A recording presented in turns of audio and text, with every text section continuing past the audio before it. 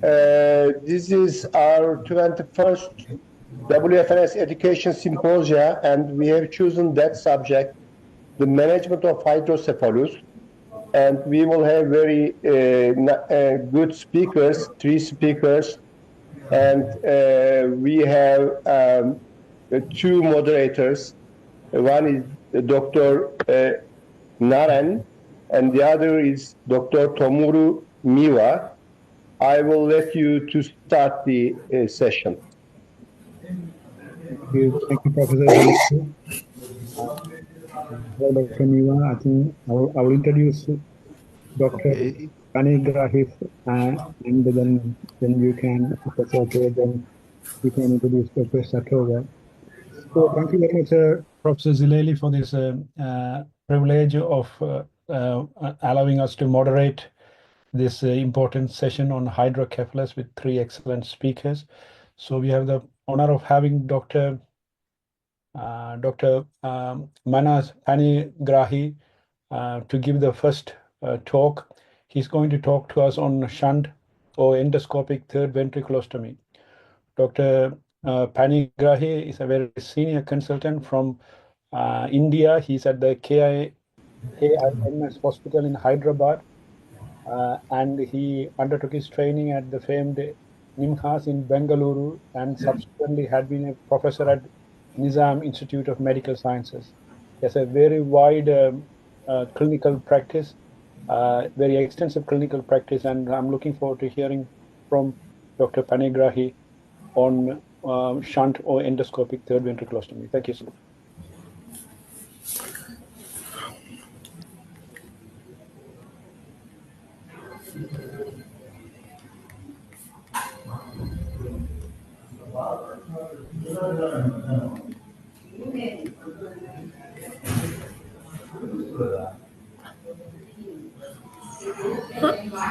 Can you see my slides? Yes, we can. Thank you. Okay. Thank you, Dr. Narendran. And I'd like to thank Dr. Jalili for organizing a common topic. Today, I'll be speaking on a very common topic of management of hydrocephalus. We many a times have difficulty in deciding which one is better, shunt, VP shunt, or ETV is better. When ETV came, endoscopic third ventricle came, everybody thought that shunts will not be done, and then it will be of historical importance. But then it is not true that shunt has become historical importance. And now, over a period of time, we have realized that third ventriculostomy works in a certain group of patients, and ventricular peritoneal shunt works in a certain group of patients. In my this talk of 15 minutes, I'll speak on the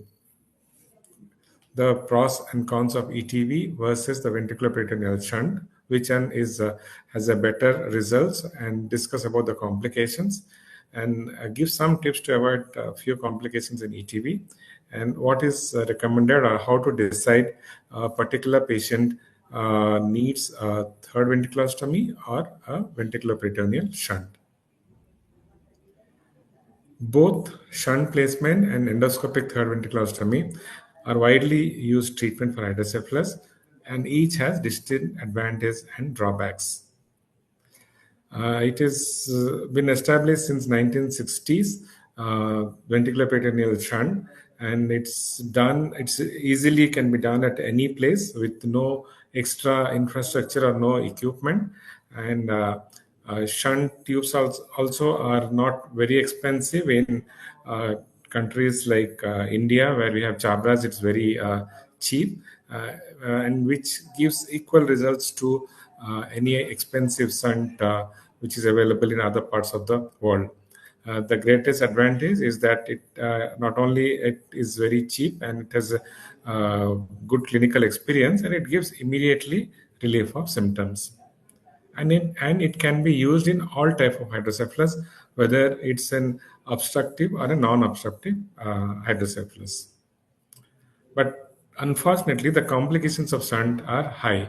The failure rate is almost 40%, which has been reported since 1960, and it happens within the first 2 years. And this incidence has not changed over a period of time. The risk of infection is almost 5 to 9%, and because of infection, there can be chances of failure. Though with a lot of precautions, one can reduce the risk of infection, but the chances of failure has not come down. In addition to blockage, there can be other complications like overdrainage, leading to subdural hematoma or sleep ventricle syndrome. And one has to depend lifelong on this device. Hence, neurosurgeons have thought of alternative solutions to shunt. Though there has been many advances in the type of valves and the type of shunt tubes, there are papers which came randomizing all types of shunt, and it has actually not reduced the incidence of failure rate in spite of advances in different type of shunt systems. Third ventriculostomy, though it has been tried since 1930s, but actually it is popularized in clinical practice in 1990s to 2000. And when it came, it was thought it's a panacea for hydrocephalus, as one can go avoid the putting a foreign device, and one can reduce the long-term complications of shunt. And because the foreign device is not there, one can reduce the lower risk of infection. But then it cannot be used for all types of hydrocephalus. It is more useful in children and adults, and it can only work in obstructive hydrocephalus. Hence, we are back to the old system that many of the cases where ETV cannot be done, one has to depend on the shunt. Unlike shunt, where advances in the valves of the shunt system did not make any effect on the failure rate, but advances in technology for third ventriculostomy has hello. In third We ventriculostomy, can hear you, actually sir. has broadened, increased the indications of third ventriculostomy. Hence, the need of shunt has come down. Normally, if you have a very thick floor of third ventricle in the sagittal scans, one tries to doing avoid doing third ventriculostomy. But with the advent of laser, one can easily perforate, as you can see in the video. You can perforate the membrane easily with the laser and do the third ventriculostomy. And if there is a second membrane also, again, one can perforate that floor the second membrane with the laser. So indications which earlier people used to avoid doing third ventriculostomy, nowadays it is easily done with endoscopic third ventriculostomy with recent advances in laser. Similarly, in post when the shunt failure, when you do an endoscopic third ventriculostomy, when you have deformed anatomy, or if you have a small ventricle, here like the foramen Monro was deformed, one can do a foraminoplasty and then enter the third ventricle to do third ventriculostomy. Or many times, if you have small ventricle, one can use navigation or robo, like this is a robo with the auto guide from the Medtronic, to tap the small ventricle in the slit ventricles to do the third ventriculostomy, especially in cases of shunt malfunction. Or one can use ultrasound to tap the ventricle, all in small ventricle to do the third ventriculostomy. All this have increased the indications, and hence the need of shunt has come down. But then ETV also does not come with no complication. There is a very high failure rate in the first year, but then if it works for 3 months to 1 year, the long-term efficacy are better. But it's not suitable for all type of hydrocephalus. It works best for obstructive hydrocephalus. Late failure can occur, but but sometimes years after surgery. But it's unpredictable. It's more common late failure with shunt rather than ETV. But then serious complications like basilar artery injury and hypothalamic injury, though rare, can happen. So in view of this, this paper came in 2024 last year comparing third ventriculostomy versus ventricular peritoneal shunt for the treatment of pediatric hydrocephalus.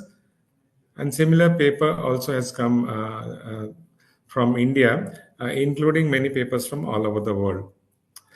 When they compared, it's a meta-analysis when they compared with all types of different types of shunt versus third ventriculostomy, one can see here that the success rate was in favor of third ventriculostomy. The infection rate was again less in third ventriculostomy. The incidence of intra-bleeding was probably little high. It was higher in third ventriculostomy. The blockage rate was again higher in ventricular peritoneal shunt. The leak rate, however, was higher in third ventriculostomy rather than VP shunt. This was the only advantage in VP shunt, that the CSF leak rate is higher compared to third ventriculostomy. So if we compare the complications of third ventriculostomy versus shunt, infections, blockage, and redo procedures are far less compared to shunt, but the post-op stay is similar. But the vascular injury, neurological damage, and CSF leak is higher in third ventriculostomy. But then because the infection, blockage, and redo procedures are far less, hence the quality of life for the patient and family is better. Hence, third ventriculostomy is the first line of treatment in any patient, either adult or child with hydrocephalus. But then what is the long-term outcome? Means when one follows in all age group long-term, the third ventriculostomy looks better at 2 years rather than shunt, because shunt over a period of time the failure rate increases. Whereas third ventriculostomy, the failure rate is a little higher in the first few months, but then over long time period, the third ventriculostomy works better. Yeah, even the paper came by Dr. Abhay Kulkarni in Lancet also has have a similar result, that the shunt ETV has a better result, long-term result than the shunt. So if one looks at the present standard protocol, that the third ventriculostomy becomes the first line of treatment, and also whenever there is a non-communicating hydrocephalus, even if VP shunt is done, if the shunt fails, again third ventriculostomy is preferred. So how do you decide which patient will needs a third ventriculostomy or a VP shunt? The commonest score used is the ETVSS score. ETVSS score, where it takes the age, the etiology, and presence of shunt. And if any score is more than 80, is a good candidate for shunt, and if it's below or less, then they are not good candidate for ETV. And it's a good score is a good candidate for ETV. So if one compares, it's not centers which do shunt, even if the ETV score is high. When one compares the long-term result, the ETV, when the scores are more than ETV, the ETV had a better long-term success rate. And the 2-year survival also was better in the ETV group. But when the score was 50 to 70, it's the opposite. It appears that the shunt has a better outcome than the ETV. Though in the long term, after 2 years, it is a similar result. But when the ETV, when the score was less than 40, again shunt is better both in the short term and the long term. So if the ETVSS score is high, it's better to do an ETV. But if it's moderate, it's equivocal. But if it's low, less than 40, shunt is probably preferred. Now, is there an effect of age on this? When one compares all age group, ETV looks better than the shunt. But when it's less than 2 years, the shunt appears better than ETV. But if one divides less than 2 years into less than 6 months and more than six months to 24 months, in less than 6 months, shunt appears better in long-term survival. And in less than 6, and the advantage is almost about 22%. But then all because we want to avoid infection, avoid having a foreign body, we wanted to, and neurosurgeons wanted to find out a subgroup of patients of infant where ETV can be done instead of shunt, though the results show that the shunt is better. So this study was done by the ISPN, International Infant Hydrocephalus Study. It's a multi-center study where they to look for the results in ETV versus shunt for hydrocephalus. They took all less than 24 months of age children, only children who had acute stenosis and no myelomeningocele. Here also, when they divided into less than 2 years, shunt was superior to ETV in less than 2 years. And again, when it's less than 6 months, the benefit was still higher when it was less than 6 months. But if it's more than 6 months, like 6 months to 24 months, it was equivocal. So if you have a child less than 6 months, probably it is better to do a shunt. But more than 6 months, one can do ETV because ETV and shunt have a similar results. But does ETV actually has better than shunt in infants? Now, in a 5-year follow-up of the same study, they saw that ETV and shunt had a good outcome in both group with no difference. But then when they looked at the cognitive score, shunt had a better cognitive outcome than the ETV, though it was not statistically significant.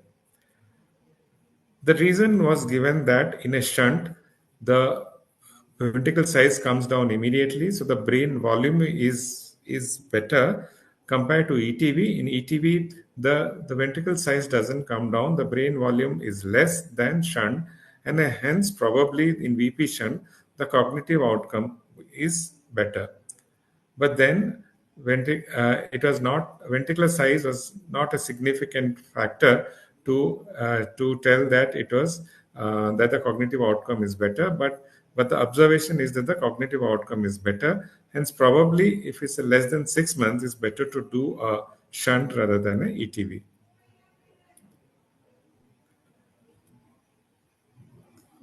As ETV scores over shunt, there was another study where they wanted to add choroid plexus cauterization in addition to third ventriculostomy and see whether it will help children with the third ventriculostomy and improve the outcome and probably match the results of shunt. Though Uganda, the experience from Uganda from WARF study, he promoted that when you add choroid plexus cauterization to ETV, the results was better than shunt, but it was not reproduced by the Miami experience, and Boston also did not get a similar result. The difference was probably thought that because they used a rigid endoscope, they could not cauterize the whole of choroid plexus. Hence, there was a difference between the Boston and Miami, but they could not match the results of Uganda. So what is better, shunt versus ETV, or ETV versus ETV and choroid plexus cauterization?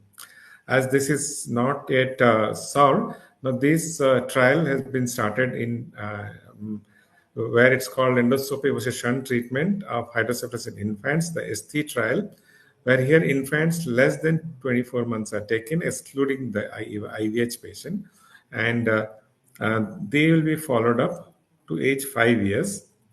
And this trial is started in 20, and the results will come in 27, where we'll come to know whether choroid plexus cauterization along with ETV is really better or not, or third ventriculostomy will be better than the shunt. But at present, shunts are more versatile but has come with a higher risk of complication. ETV is preferable whenever feasible, especially in obstructive hydrocephalus and in children and adults, as it avoids lifelong dependency. But in less than 6 months, shunts are better. ETV for choroid plexus cauterization is emerging as a promising option for infants. It's time to, in under 2 years, we'll know whether cauterization CPC will really change the scenario or not. In conclusion, one has to also decide the indication. If the patient has obstructive hydrocephalus due to aqueductal stenosis or a third ventricular tumor, ETV is probably better, or ventricular tumors are fourth ventricular outlet obstruction. But shunt is probably better in post-hemorrhagic normal pressure hydrocephalus and tumors and Chiari malformation. So, if at the present state of standard protocol, if you have a progressive hydrocephalus, in case of obstructive hydrocephalus, ETV will be preferred. But if it's a communicating hydrocephalus, VP shunt is done, and VP shunt fails, one can still consider an ETV. And if ETV, sometimes ETV fails after redo ETV, one can still, there is a VP shunt. So the results are, one cannot tell that the ETV is superior to VP shunt, but each case has to be taken depending on the age and the etiology, and decide which is better for a particular case. Thank you for your attention. Thank you very much, Dr. Panigrahi. It's a fantastic lecture, and you covered from the beginning to the current state of knowledge on the controversy between whether shunt or ETV is better. Is there any questions? Dr. Miwa, do you have any question? Yes. Professor Mann, thank you for a very wonderful lecture and perfect lecture. Thank you. And I have one question. Yes. And I have a question. And why does ETV perform so poorly in infants under 6 months of age? What is the reason? Is a poorly ETV? Yeah, one of the reasons described is the CSF absorption is very poor. The arachnoid granulations are not formed, and because third ventriculostomy works on the principle of absorption of CSF through arachnoid granulations, because we open to the subarachnoid space, and in infants it is not developed, and that is one reason why ETV doesn't work in infants or less than 6 months. Thank you very much. Yeah. Good. And Dr. Panigrahi, that's what we always think. That's because the arachnoid villi haven't not developed. Do we actually have any experimental any evidence for that, or is that a presumption that we make? No, it's experimental. I have not read. If you can quote, you can explain that.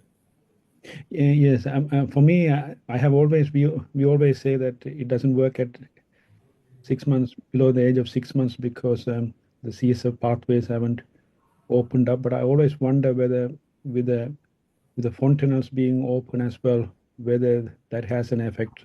So I always wanted to know what's the cause it might be, because if you know what's the cause of the failures in 6 months, then it does give us an insight into what might be the cause for the communicating hydrocephalus as well. So thank you. And then I have a question for you as well, Dr. Panigrahi. You mentioned the study of 5-year outcome for neurocognition between shunt and ETV. Yes. Where was that study done, and what was the name of the study? Sorry, I just missed it. Thanks. It is international. It is done by the multi-center study by the International Pediatric Neurosurgery Society. It's called IHSS study. I I think can send you the reference, the whole article. please, thanks, because I think we always look at the shunt as in terms of outcomes as shunt revision or ETV revision, but probably the more important is the functional outcome, and it will be good to know further studies as they come, which is better. Last question, if I may ask, you know, when these patients have had the ETV, and as you said, it started pretty much in the 1990s, so those who had the ETVs are now into 30 years since the operation. As they get older, are you seeing any patients that you have done ETV earlier on, then developing normal pressure hydrocephalus or lower kind of? Are you seeing that whether there's a late complication with patients with ETV? No, I have not seen because we have started doing from 2000 onwards, and we've not come across with normal pressure hydrocephalus. That's great. Thank you. There's a question on the chat box regarding CPC. How does CPC improve ETV success in infants? Is it due to immaturity of arachnoid granulation in the younger infants? No, means CPC choroid plexus is supposed to be the seat of formation of CSF, and hence choroid plexus coagulation reduces the CSF formation, and it does not work if one does only partial choroid plexus coagulation. The effect only if one can do at least 75% of the choroid plexus has been coagulated, then it reduces the CSF formation. That's great. Yeah. The problem is that with the CPC, you will create lots of burning of tissue, lots of proteins, and so forth, and that will, you know, one would think that will increase the risk of a communicating hydrocephalus being formed as well. Do you have any thoughts on the amount of debris that are generated with the CPC? Yeah, means while doing CPC, one has to do a continuous irrigation so that all the debris are gone. And not only that, means you can have communicating hydrocephalus, and the incidence of seizures also is quite high in CPC, is almost 6%. And that's why we don't practice CPC. The results are very means different centers have a different experience on the role of choroid plexus. And if you go historically, choroid plexus coagulation was the first treatment for hydrocephalus, and that was discarded. And That's great. Thank you so much for the excellent lecture and also insightful answers for the discussion. Thank you very much, Dr. Panigrahi. I'm going to hand over moderation to Dr.